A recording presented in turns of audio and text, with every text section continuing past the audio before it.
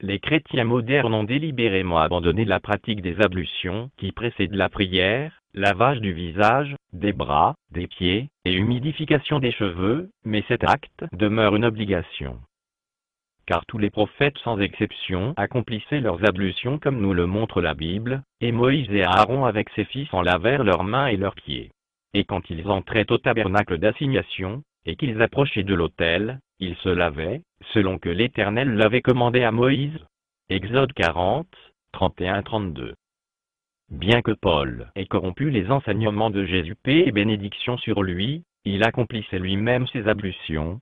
Exemple, Paul ayant donc pris ces hommes avec lui, et le jour suivant s'était purifié avec eux. Actes 21, 26. Les femmes musulmanes accomplissent la prière en se couvrant les cheveux. Exemple dans la Bible, mais toute femme qui prie, ou qui prophétise sans avoir la tête couverte, déshonore sa tête, car c'est la même chose que si elle était rasée. Si donc la femme n'est pas couverte, qu'on lui coupe les cheveux. Or s'il est déshonnête à la femme d'avoir les cheveux coupés, ou d'être rasée, qu'elle soit couverte, 1 Corinthiens 11, 5-6. Et encore, jugez entre vous-mêmes, est-il convenable que la femme prie Dieu sans être couverte? 1 Corinthiens 11, 13. Les musulmans accomplissent la prière en se courbant, s'agenouillant, et se prosternant après avoir ôté leurs souliers, à l'image des prophètes. Venez, prosternons-nous, inclinons-nous, et mettons-nous à genoux devant l'Éternel qui nous a fait. Psaume 95, 6, et Josué se jeta sur son visage à terre, et se prosterna, Josué 5, 14. C'est dans des monastères comme celui de Salah ou Tourabdin, qui abrita le patriarche syriaque durant des siècles, que chants et prières du christianisme originel ont été conservés loin de toute influence latine ou grecque.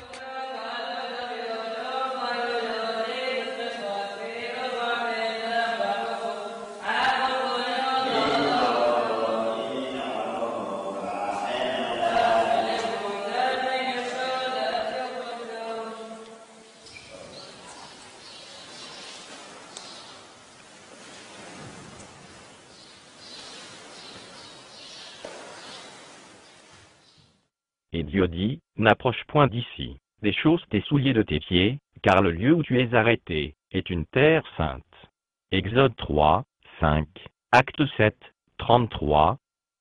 Autre exemple, et Élie monta au sommet du Carmel, et se pencha contre terre, il mit son visage entre ses genoux.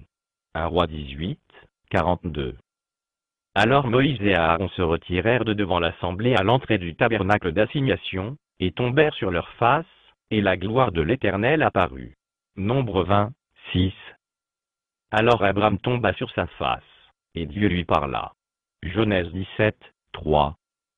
Et lorsque Jésus se rendit au jardin de Gethsémanée pour implorer Dieu de le délivrer du piège que lui avaient tendu les docteurs juifs et les pharisiens, il se prosterna le visage contre terre, priant, et disant, « Mon Père. » Matthieu 26, 39. Le mot « Allah » est inaccoutumé pour un nom musulman, mais sachez que ce nom a été utilisé par tous les prophètes, depuis Adam, jusqu'à Mohammed, paix et bénédiction sur lui. Il s'agit de la contraction des deux mots arabes « Al-Ilah », c'est-à-dire le Dieu. En supprimant la lettre I, vous obtenez le mot « Allah », et selon sa position dans une phrase en arabe, ce mot peut apparaître sous la forme d'Allah qui est très proche du mot hébraïque pour désigner le Créateur, Eloah. Elohim est le pluriel révérencieux d'Eloah chez les Juifs. Dans les langues orientales, il existe deux formes de pluriel, celui des nombres et celui qui marque le respect. Le mot Allah semble plus proche du mot araméen utilisé par Jésus pour nommer Dieu, à savoir Allah. À voir l'Encyclopédia Britannica de 1980 sous les mots Allah et Elohim. Dès lors, bien que le mot Allah semble inaccoutumé pour les non-musulmans, tous les prophètes sans exception, d'Adam à Mohammed, paix et bénédiction sur lui, prônaient la même religion, soit la soumission totale à Allah. Le mot « Allah » désigne nommément le souverain suprême.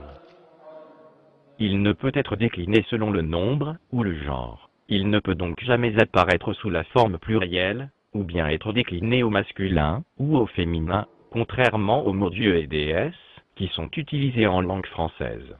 Les mots Dieu et Créateur prêtent en outre à confusion, car de nombreux chrétiens les emploient toujours pour désigner Jésus. Le mot « Allah » ne constitue pas l'unique singularité qui caractérise les musulmans, mais également la manière dont ils l'adorent en accomplissant leurs ablutions, en se courbant, s'agenouillant et se prosternant.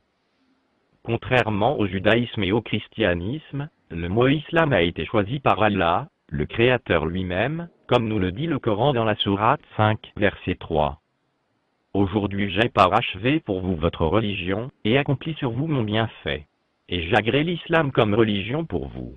Ni le judaïsme, ni le christianisme n'ont été nommément cités dans l'Ancien et le Nouveau Testament, ni même dans l'un des dictionnaires de la Bible. Aucun prophète israélite n'a jamais mentionné le mot judaïsme, et Jésus n'a jamais prétendu instaurer le christianisme sur terre, et ne s'est jamais identifié en tant que chrétien. Nous pouvons interpréter la Bible, et corriger les erreurs qui se sont glissées dans les croyances, juives et chrétiennes, grâce au texte coranique. Ce livre constitue la dernière révélation divine, et n'a jamais souffert d'aucune altération ou corruption. Allah exalté et glorifié a lui-même préservé ce texte de toute corruption, c'est le livre au sujet duquel il n'y a aucun doute. Sourate 2, verset 2. En vérité c'est nous qui avons fait descendre le Coran, et c'est nous qui en sommes gardiens. Sourate 15, verset 9.